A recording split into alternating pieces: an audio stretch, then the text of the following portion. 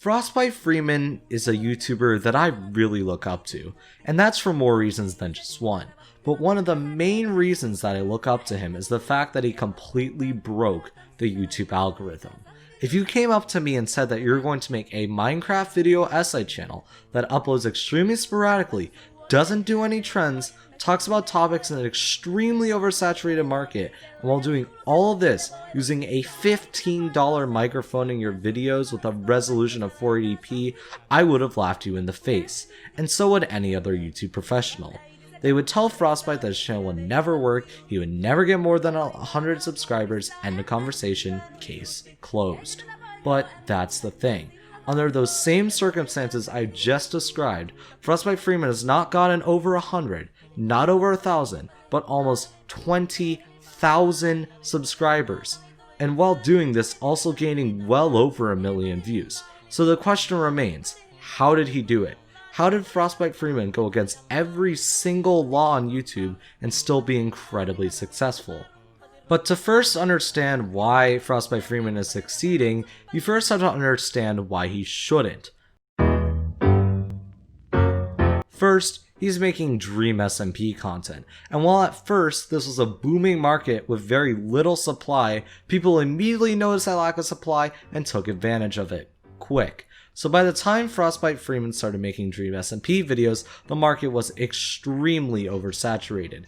And when you're starting from basically zero, that's pretty hard. Starting from 0 subscribers in an oversaturated market is practically impossible.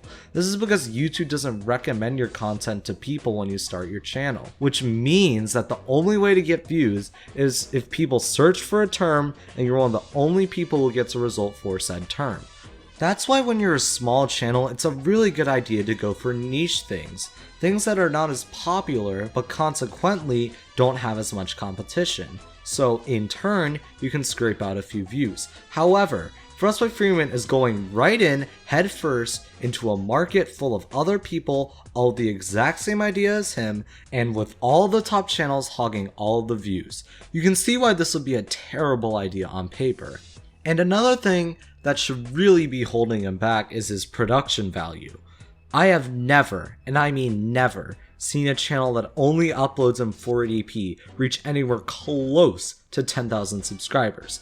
There are certain production value standards for larger channels. I mean sure, for your first 1K, 480p might get you there, but after that you really need to get an upgrade. And not to mention Frostbyte Freeman's microphone. To put it frankly, it sounds like you got it from Goodwill, or the type of microphone that comes with a webcam. And that is not a compliment. It sounds so flat. There's no highs, there's no lows, and it has a lot of static too. And this can really downgrade the viewer experience and give the videos a really low quality feel, especially since low production value videos are often associated with bad quality. So again, on paper, this is gonna really hold Frostbyte Freeman back, but these two things aren't the biggest thing that would really stunt the growth of his channel. The main thing would be his upload schedule. If you have ever watched any video on how to grow on YouTube, you will hear the same sentence over and over and over and over again. Upload at least once a week. And this is great advice for many reasons. With the main one being when you're smaller, your viewers will often forget about you. Let's say you upload a video, it's pretty decent and someone subscribes to you.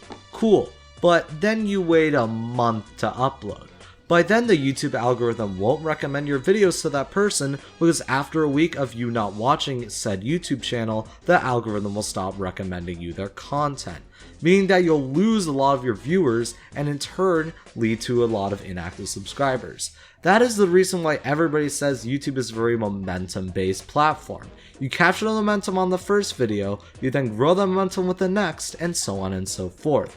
But if you wait forever to upload, you basically just killed all of that momentum you just built up. Consequently, that's why everyone tells you to upload once a week. It makes sure that you always keep building up that momentum. And if you don't upload once a week, at least have a schedule so your viewers know when to check back on your channel. So that way they can manually get your videos recommended to them. Frostbyte Freeman's uploads are scarce and sporadic. Sometimes Frostbyte will upload 3 times in 1 week, and other times he'll wait over a month. By uploading sporadically, he's killing the momentum that he could be using to grow his channel. So you can see why, on paper, Frostbyte Freeman's low upload strategy is an absolutely horrendous one. However, you might be asking yourself, how did he do it? How did he get 20,000 subscribers under the paltry circumstances I just described? Well, that's the thing. You see, all this is on paper, because while this channel strategy would be terrible for like 99% of the YouTube channels out there, it works for Frostbyte, because there is one way to circumvent all of this. One way to circumvent the oversaturation, the low production value, and the scarce uploads. And that is to make really high quality content. And that is exactly what Frostbyte Freeman is doing. Frostbyte Freeman is one of, if not the, best writers in the Minecraft YouTube community. And no one even really comes close. When you click on a Frostbyte Freeman video, you are treated to the words written by God himself. But in all seriousness, Frostbyte is just such a good frickin' writer. He manages to turn a few grown men playing in a Minecraft server with a loose storyline into something that makes you feel actual emotion. And that fact cannot be understated. Well then, you might be asking, how does making high quality content circumvent all these problems stated earlier? Well, let's start with the first one, oversaturation. The market for third-party content on the Dream SMP is extremely oversaturated. If you search up Dream SMP on YouTube right now and go sort by last 60 minutes, there'll be like 30 videos just uploaded in the last hour. So how does Frostbyte Freeman stand out? Well, there is one way to stand on an oversaturated market, and that's just to beat the crowd. Get on a trend before anybody else does and boom, exposure. Frostbyte Freeman did exactly this with his Wilbur Soot video. Most third-party people making content on Dream SMP just re-uploaded clips from Dream Team streams. Very few of them actually did anything else on top of that, which is exactly what people wanted.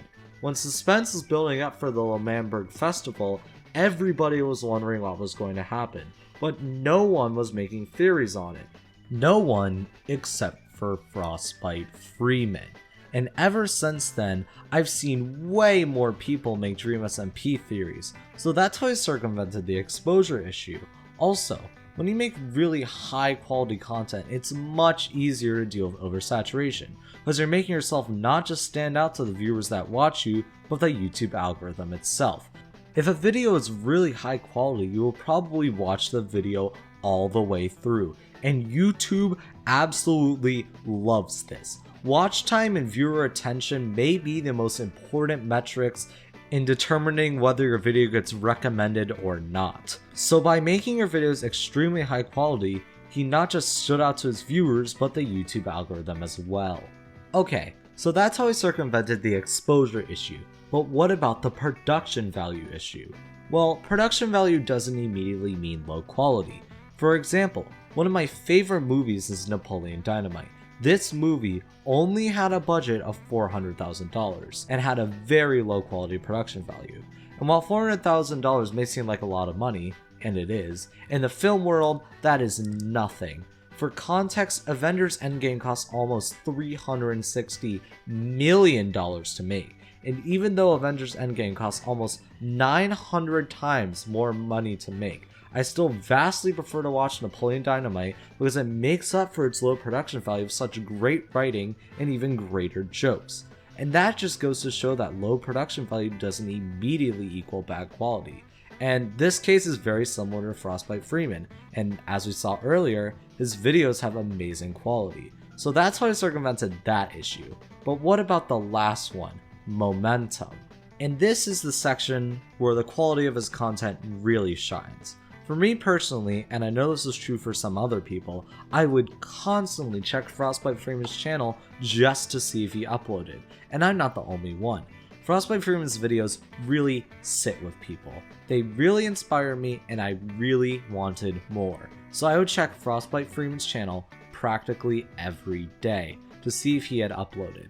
And that's how we circumvented the momentum problem. When the quality of your content is so far above all the other people in your genre, your viewers will actively seek and find your content. They will get off their butts, use the search bar, search up Frostbyte Freeman, and go find your videos, and not just wait for YouTube to recommend it to them. Frostbyte Freeman deserves every single subscriber and view that he earned, and probably another 80,000 subs would probably be deserved as well. It really goes to show that on YouTube, you don't need the highest production value. You don't need to meticulously spend hours trying to find the perfect trend to hop on. All you need is to make really good quality videos, and people will watch them. And that's the magic of this platform and why I love it so much. However, Frostbyte Freeman's videos are getting more consistent and a higher production value. I think he has an extremely bright future ahead of him. Hashtag get Frostbyte Freeman to 100,000 subs for 2020 because this man deserves way more credit. I want to see it in the comments, guys, please. But anyways, this is Serperior Fox signing out. Peace.